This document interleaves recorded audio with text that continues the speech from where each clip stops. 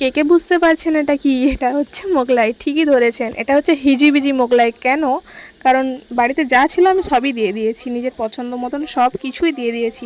প্রথমে কড়াইতে তেল গরম করতে দিয়ে কিছুটা পরিমাণ পেঁয়াজ কুচি, রসুন কুচি, টমেটো কুচি, কাঁচা লঙ্কা কুচি, গাজর, পরিমাণ মতন লবণ দিয়ে একটু ভাজা করে নিতে হবে। একটু ভাজা হয়ে গেলে 1 চামচ হলুদ, 1 চামচ লঙ্কা গুঁড়ি ও কিছুটা টুকরো করে রাখা মাশরুম ও পরিমাণ মতন গোলমরিচ, যে যেমন ঝাল খেতে পছন্দ করো, দিয়ে ভালো করে ভেজে নিতে হবে। কিছুটা পরিমাণ মাংস দিয়েছি, ভালো করে ভেজে নিতে হবে। ভাজা হয়ে গেলে জল ছেড়ে দিলে একটু সস দিয়ে এখন যখন শুকনো শুকনো হয়ে আসবে ওটাকে নামিয়ে নিয়ে একটা জামের মধ্যে 2টো ডিম ফাটিয়ে ভালো করে মাখিয়ে নিতে হবে। মা রুটি বেলছিল, সেখান থেকেই আমি ময়দার একটা রুটি নিয়ে তার মাঝখানে ওই মিশ্রণটা দিয়ে ভালো করে ময়দা গুলিয়ে নিয়েছিলাম, ভালো করে দিয়েছি যাতে না খুলে যায় জিনিসটা।